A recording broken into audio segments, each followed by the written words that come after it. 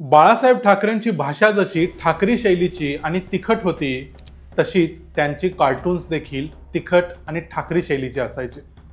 तुम्ही म्हणाल की बाळासाहेबांनीच तर ठाकरी शैली निर्माण केली, त्यांच्या भाषेला ठाकरी शैली म्हणायचं कारण काय? तर तसं नाहीये. ठाकरी शैली निर्माण केली प्रबोधनकार ठाकरेंनी. तोच आवाज, तीच भाषा, तीच भाषेतली जरब आणि तोच मिश्किलपणा, हे सगळं प्रबोधनकार ठाकरेंच्या पासून बाळासाहेब ठाकरेंना मिळालं.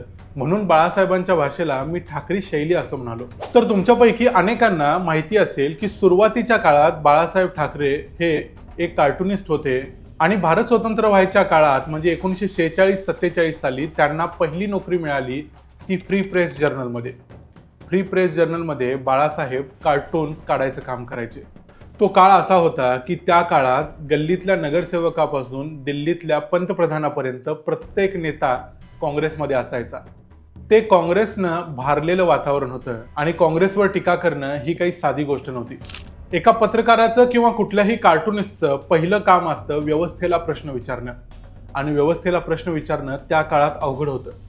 तरी सुद्धा बाळासाहेब ठाकरे फ्री प्रेस जर्नलमध्ये जी व्यंगचित्र काढायचे, त्या सगळ्या व्यंगचित्रांमध्ये बरेचदा भारताचे तेव्हाचे पंतप्रधान असलेल्या जवाहरलाल नेहरूंच्यावर टीका व्हायची. त्यांना नेहमी बाळासाहेब लक्ष करायचे.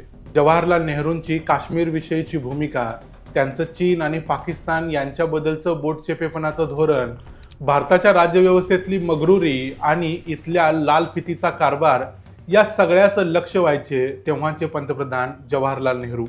बाळासाहेबांची कार्टून्स ही त्या काळात अत्यंत लोकप्रिय व्हायची आणि त्यांच्या या लोकप्रिय होण्यामुळं तेव्हा काँग्रेस सरकारची अक्षरशः झोप उडायची.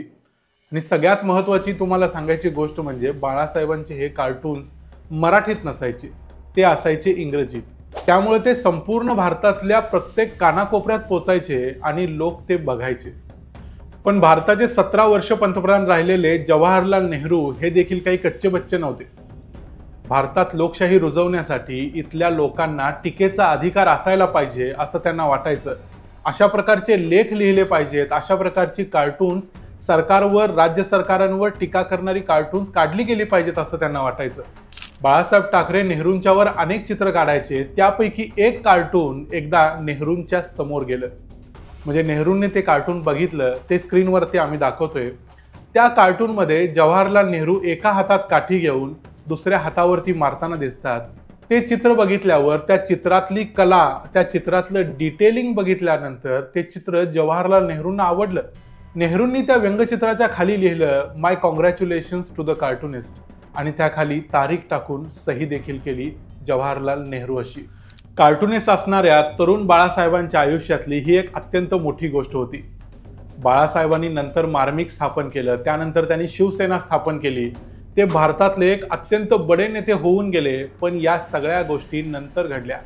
त्यावेळी ते आपलं करिअर करू इच्छिणारे एक सामान्य व्यंगचित्रकार होते आणि एका सामान्य व्यंगचित्रकाराच्या चित्रावरती खुद्द देशाच्या पंतप्रधानांनी येऊन ते चित्र आवडलं म्हणून सांगावं आणि त्यावर शुभेच्छा द्याव्यात, ही गोष्ट कुठल्याही व्यक्तीच्या आयुष्यातली अत्यंत मोठी गोष्ट असते. बाळासाहेबांनी हे चित्र आजही जपून ठेवलं आहे.